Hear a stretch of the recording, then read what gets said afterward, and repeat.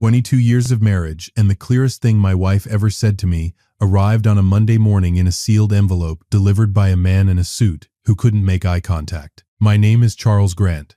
I'm 64 years old. I was born in Savannah, Georgia, grew up on the east side of town near the Savannah River, and I have spent the better part of 4 decades buying, developing, and managing commercial real estate across the Lowcountry and the Georgia coast. I am not a flashy man.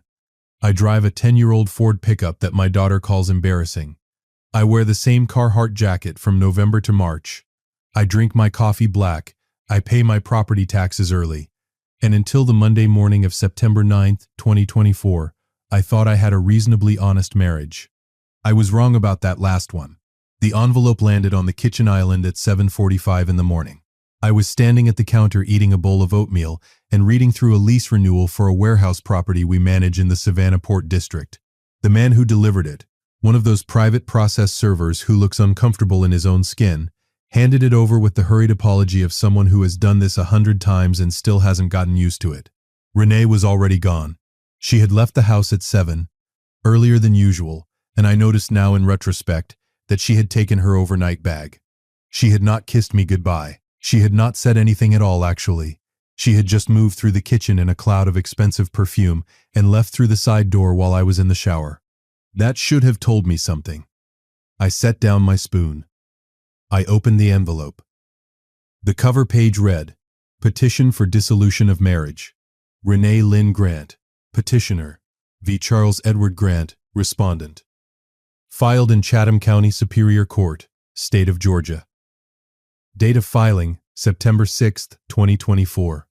She had filed it on a Friday. Quietly. Without a word. And then come home for the weekend, slept in our bed, eaten dinner across the table from me on Saturday night, and said nothing. I want you to hold that image for a moment, because it tells you everything you need to know about who Renee had become. I read through the petition with the same methodical calm I use when I'm reviewing a title insurance report on a troubled property. There was no point in panicking. Panic is expensive. Panic makes you say things your attorney has to spend the next 6 months apologizing for. The demands were itemized in an attachment labeled Proposed Equitable Distribution of Marital Assets. I'll give you the highlights. The house on Habersham Street, a 5-bedroom historic property in the Ardsley Park neighborhood of Savannah that we purchased in 2011 for $820,000 and that was currently worth somewhere north of $1.4 million. Renee wanted it. Sole title.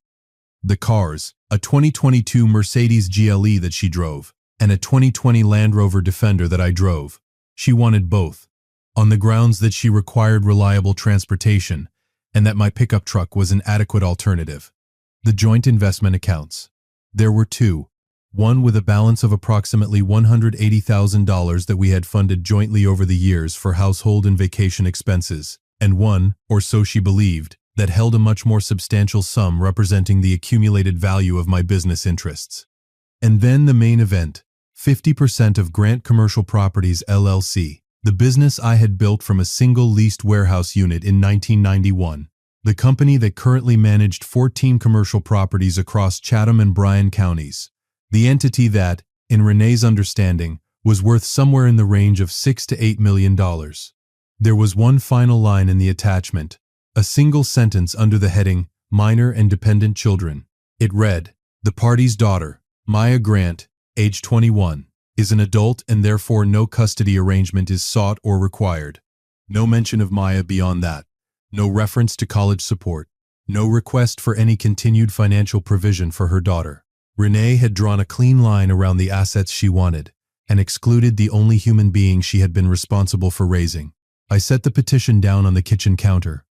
I looked out the window at the live oaks in our front yard, the Spanish moss hanging still in the September morning air.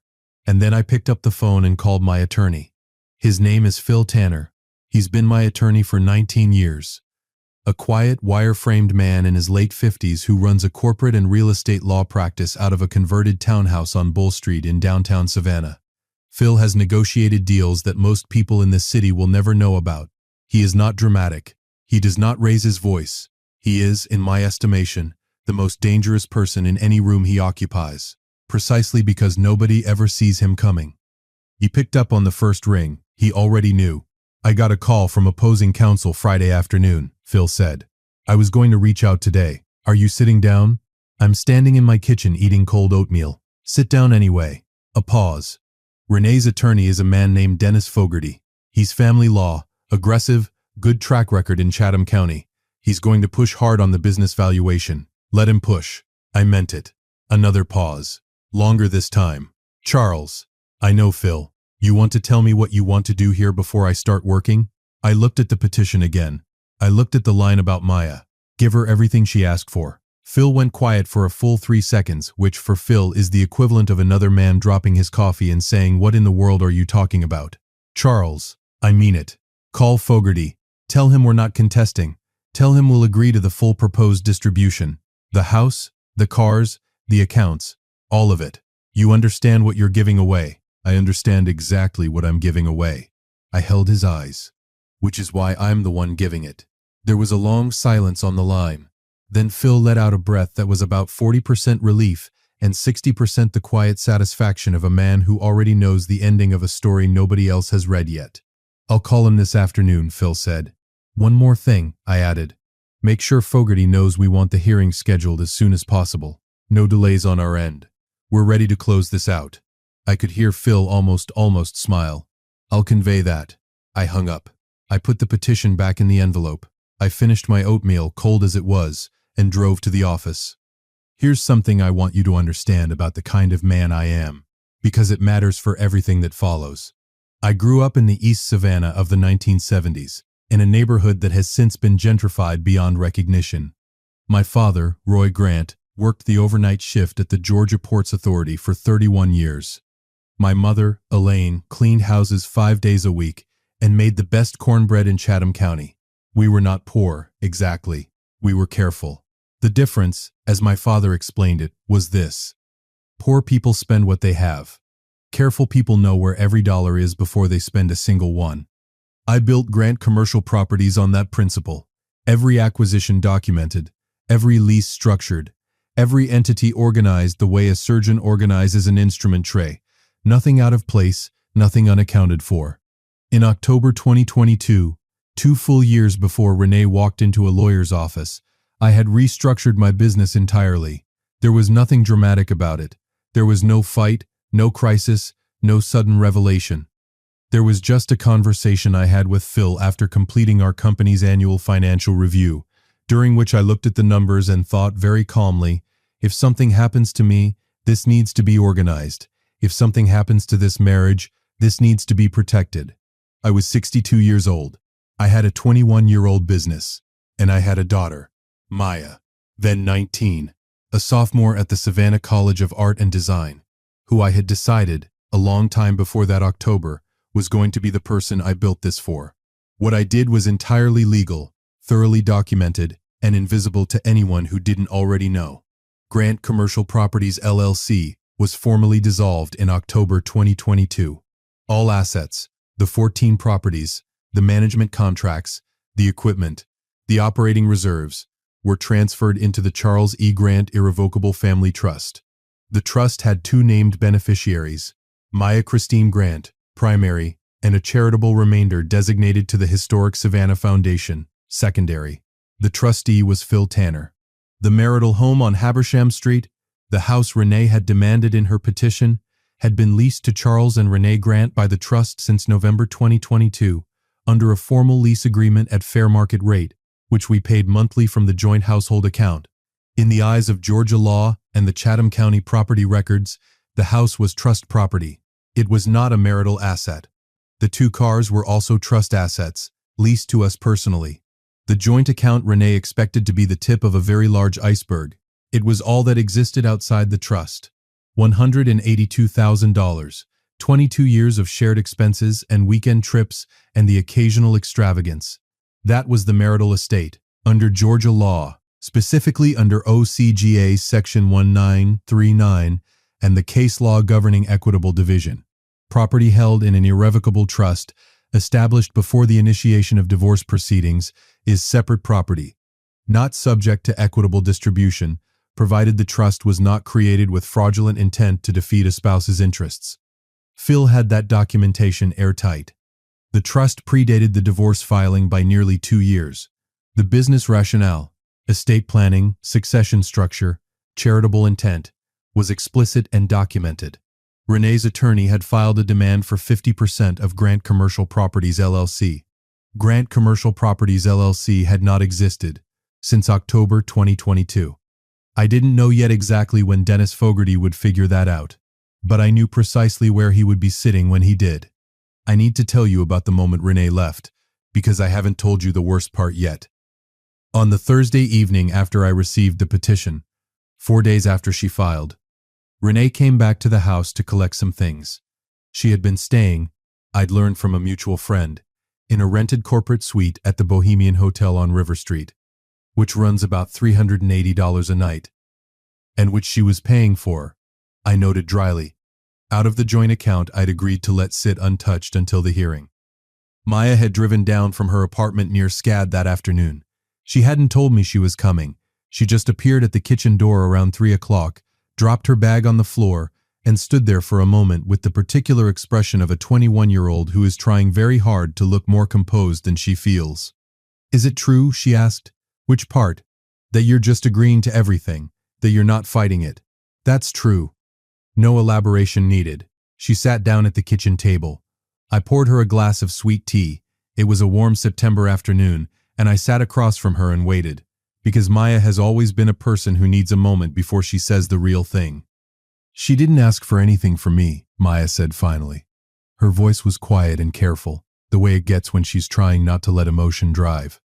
"Not college support, not anything. She just wrote me off as an adult and moved on." "I know.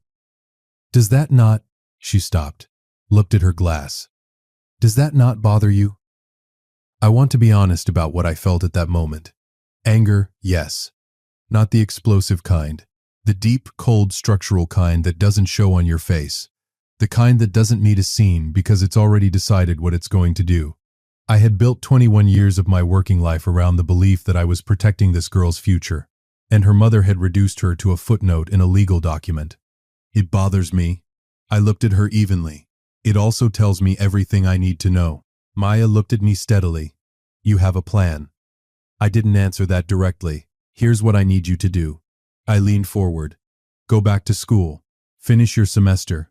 Don't call her. Don't argue. Don't post anything. Just keep your head down and do your work." She studied me for a long moment with the sharp-eyed patience she's had since she was about 7.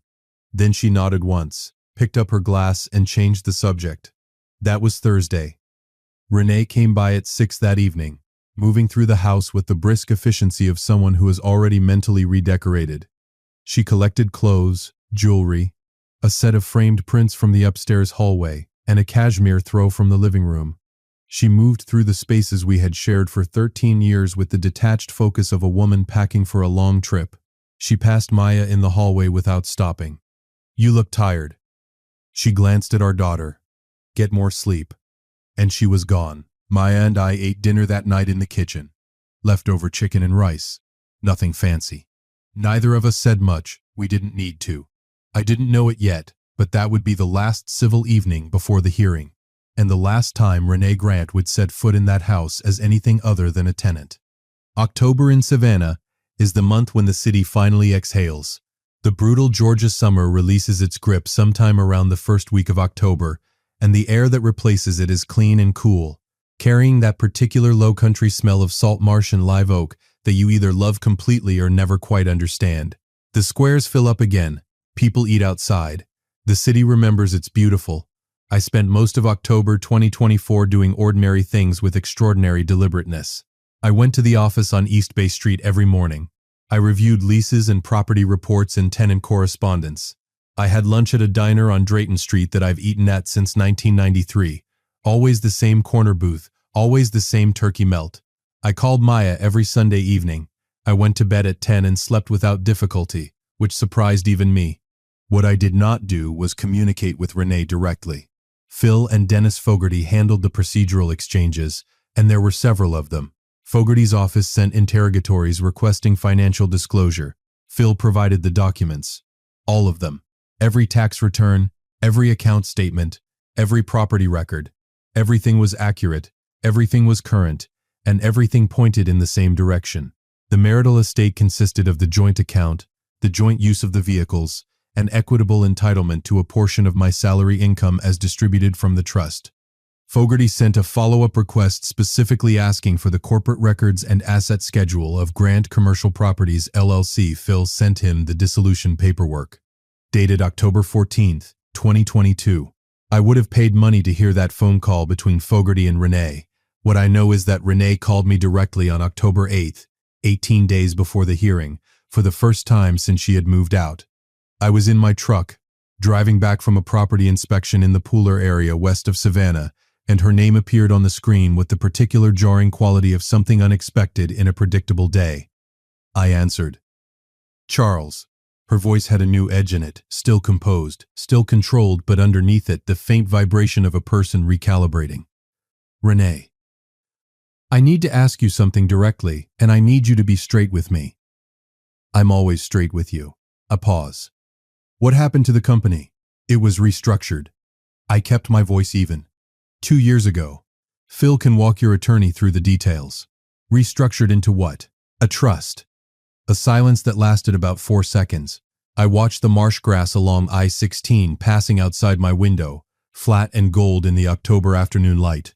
When did you do this? Her voice was careful now, deliberate. She was running numbers in her head and they weren't adding up. October 2022. A pause. It's all in the disclosures, Renee. Everything's documented. Is this? Another pause. Is this because of me?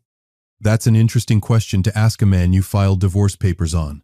It's because I'm 62 years old and I needed an estate plan. I watched the marsh grass. At least that's what the paperwork says. The silence that followed had a different quality, denser, with something working behind it. I want to talk about this before the hearing. Her voice had gone careful. Talk to Phil. I let the silence hold for one beat. That's what he's there for. And I ended the call. I pulled into the office parking lot. I sat in the truck for a moment with the engine running. She had figured out the shape of it. She hadn't figured out the depth. Renee's next move, which Phil told me about on October 14th, was to request a continuance, a delay in the hearing to allow her legal team more time to review the trust documentation. Fogarty argued that the complexity of the disclosed financial structure warranted additional preparation time. Phil's response was polite, brief, and immovable. His client had agreed to the full proposed distribution from the original petition. His client had provided complete financial disclosure as required. His client saw no basis for delay and wished to proceed to the scheduled hearing on October 23rd. The judge denied the continuance. I want you to understand why I didn't delay things and why I didn't give Renee time to regroup. Not out of cruelty, I want to be honest about that, but out of simple logic. A trap doesn't work if you give the other party time to find the exit. Renee had filed those papers. Renee had drawn up that demand list. Renee had made the calculation that a 64-year-old man with a company and a house and 22 years of shared life would choose to protect his assets by fighting, and that she could extract maximum value in the fight. She never considered that I might simply agree, and that agreeing might be the mechanism of her defeat. There's a negotiation principle I learned from my father, though he'd never have called it that. He just called it knowing what you own before you sit down. He said it about poker and about buying a used car and about everything else. If you know what you own, you don't have to bluff. You don't have to raise your voice. You can sit quietly with your hand face down and let the other person bet everything on a pot that isn't there. I had known what I owned for 2 years. During the week before the hearing, I moved out of the Habersham Street house. Not dramatically. I didn't load a moving truck or make a production of it. I took my clothes, my books, my father's old pocket watch, the framed photographs from my home office, and a cast-iron skillet that had been my mother's. I moved into a 2-bedroom apartment in the historic district on Jones Street, a comfortable, well-maintained space on the ground floor of a converted antebellum row house with 12-foot ceilings and a small courtyard in the back. I liked it immediately. It had the clean simplicity of a place that belongs to only you. Phil had served formal notice on Renee that the trust-owned property, the house and both vehicles, was subject to trust terms and not transferable to her personally as a marital asset. Fogarty had formally objected. That objection would be heard at the October 23rd proceeding. On the evening of October 22nd, The night before the hearing, Maya drove down from Savannah again. She showed up at my Jones Street apartment at 7:30 with a bag of takeout from a Caribbean restaurant on MLK Jr. Boulevard that we'd been eating at together since she was a teenager. Jerk chicken, rice and peas, fried plantains. We ate at the small table by the courtyard window. The night was cool, the courtyard quiet, the sound of the city muffled and distant. "Are you nervous?" she asked, picking at her rice. "No." And I meant it. She set her fork down and looked at me directly. I looked up the trust documents. "The ones Phil filed. I'm the primary beneficiary." "Yes." "You did that in 2022. "Yes." "Before she filed." 2 years before. Maya was quiet for a moment. The courtyard light caught the angles of her face. She has her grandmother's cheekbones, sharp and precise, and she looked at me with an expression I recognized because I've worn it myself. The look of a person who has just understood something they should have seen earlier. "You saw this coming." Not an accusation, just a statement. I thought about how to answer that honestly. I saw a pattern. I set my fork down, and I made a decision. The decision wasn't about your mother. It was about you. It was about making sure that 21 years of building something didn't disappear into a proceeding because I hadn't organized my affairs properly. She nodded slowly. "Then, what happens tomorrow?" Fogarty presents the demand list. Phil presents the disclosed assets. The judge reviews what's actually in the marital estate. And everyone in that room discovers that the list and the assets don't match the way Renee expected them to. And then, Renee's attorney has a very difficult conversation with his client about the difference between what she asked for and what Georgia law actually allows her to have. Maya picked up her fork again. She speared a piece of plantain. "Is she going to be okay?" she asked quietly. "Like, financially, is she going to be in trouble?" I thought about that question with more care than Renee had ever applied to the equivalent question about Maya. "She'll be fine." I counted it out for her. She gets the joint account. She gets her personal property. She gets equitable distribution of income. She's not walking out destitute, Maya. She just isn't walking out with my life's work. Maya nodded. She ate. After a moment she looked up again. "Why did you build it for me? You could have just spent it. You could have just let it be the marital estate and fought her for your half." I put my fork down. "Because your grandfather spent 31 years loading cargo at the port so that your father could have something to build with. And I spent 33 years building it. The purpose of that, the whole point, was never to accumulate. It was to pass something forward. To give you a foundation that nobody can take out from under you." I looked at her steadily. "Your mother wrote you out of that demand list like you were a line item. I'm not going to let the thing I built for you disappear because of someone else's greed." Maya didn't say anything for a while. She looked at her plate. Then she looked out at the courtyard. Then she looked back at me. "Okay." She looked at her plate. Then at me. "Okay." We finished dinner. We watched an old movie on the small television in the living room. She fell asleep on the couch around 10 o'clock, and I covered her with a blanket and went to bed. I slept 8 hours without interruption. The Chatham County Courthouse sits on Montgomery Street in downtown Savannah. A heavy, deliberate building of Georgia marble and columns that has the permanent expression of something that has outlasted every drama ever brought before it and expects to outlast several more. I arrived at 8:45 on the morning of Wednesday, October 23, 2024.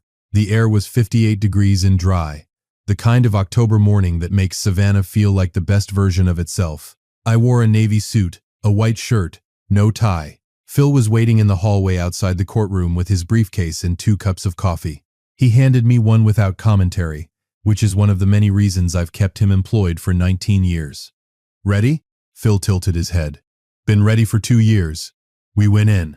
Renee arrived at 9:05 with Dennis Fogarty and a paralegal carrying 2 banker's boxes of documents, which told me that Fogarty had spent the last 2 weeks doing a great deal of work that was not going to produce the outcome he'd expected.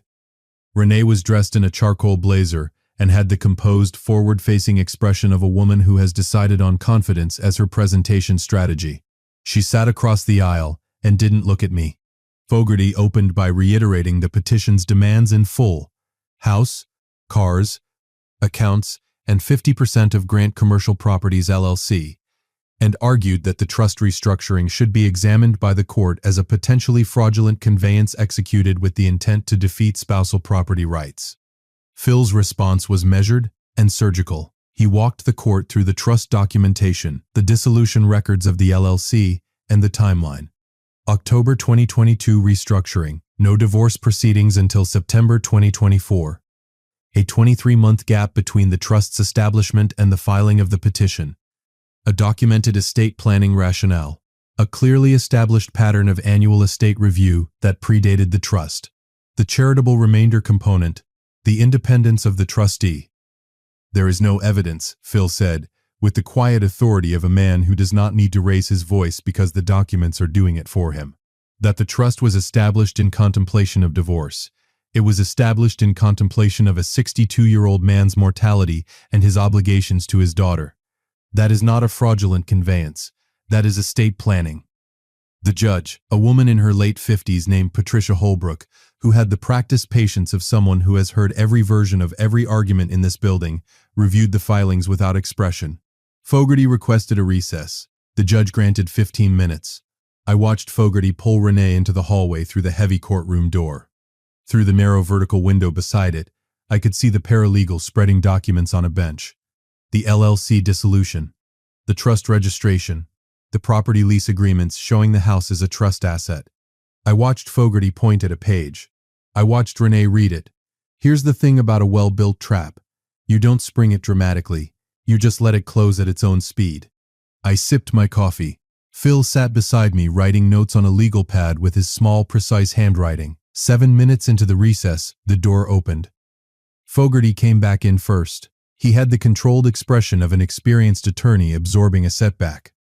Which is to say, his face was entirely still and his jaw was fractionally tighter than it had been before.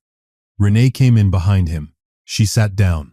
A moment later, Fogarty leaned over and spoke to her in a voice too low to carry across the courtroom. But in the particular silence of a room where the air conditioning is the loudest thing present, the words carried just far enough. 5 words. Quiet. Precise. Irrevocable. The LLC no longer exists.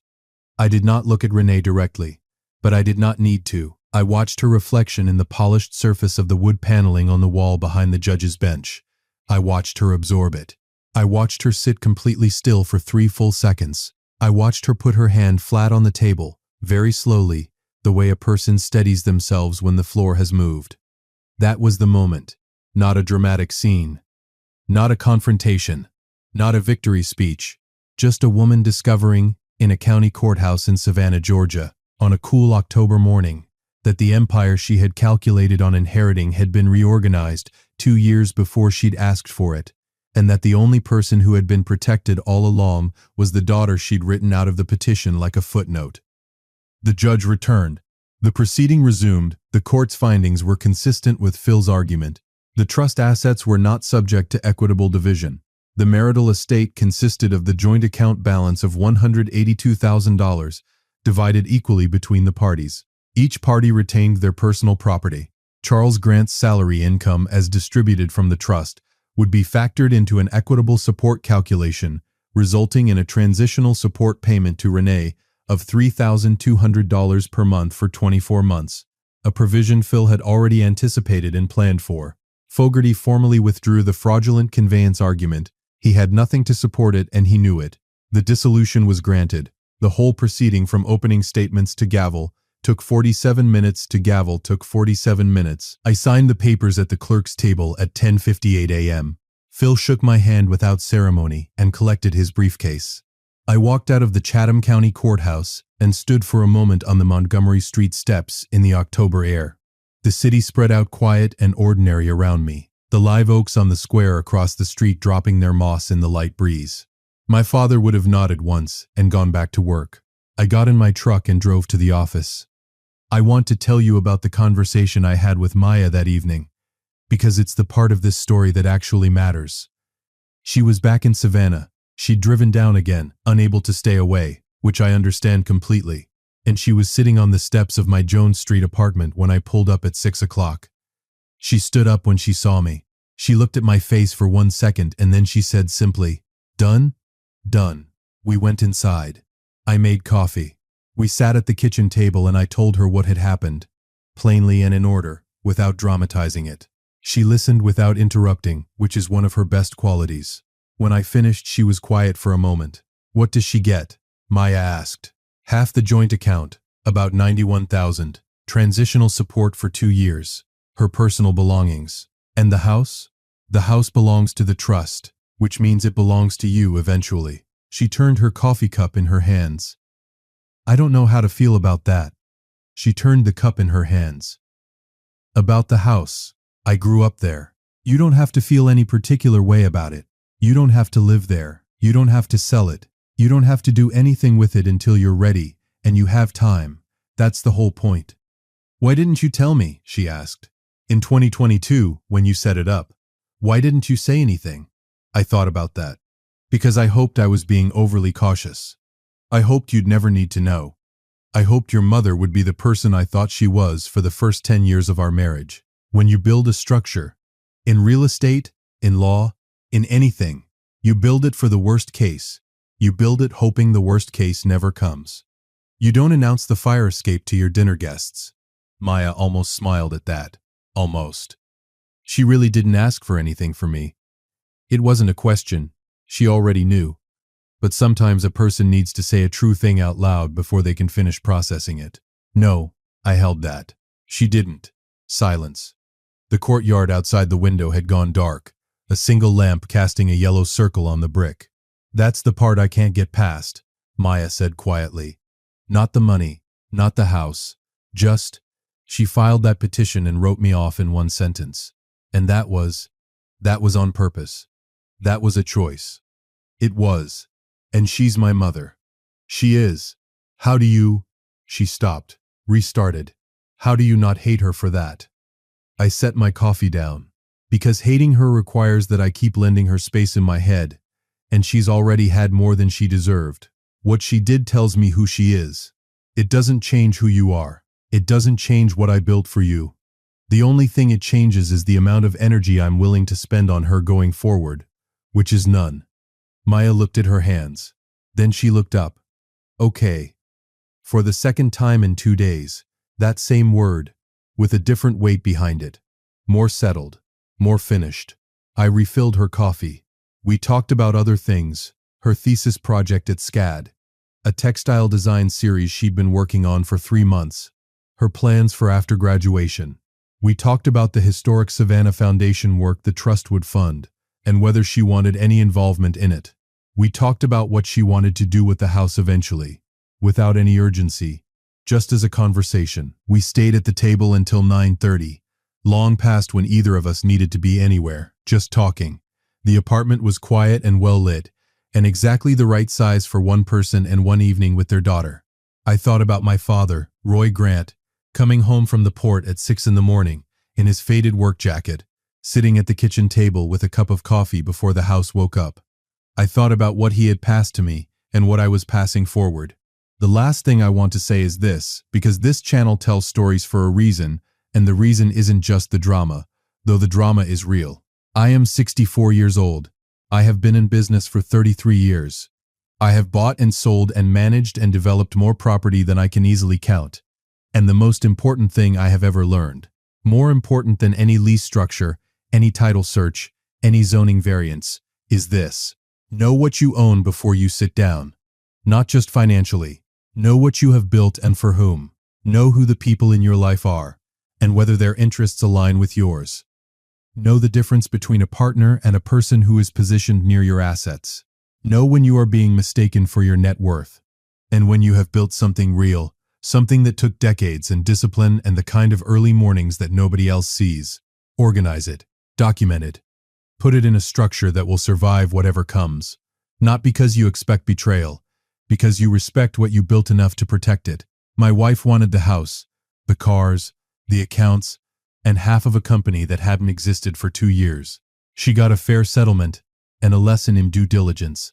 My daughter got the foundation her grandfather started, and her father spent his life building. I got a 2-bedroom apartment on Jones Street with 12-foot ceilings, a courtyard, and the uninterrupted sleep of a man who did exactly what he set out to do. Some people would call that a loss.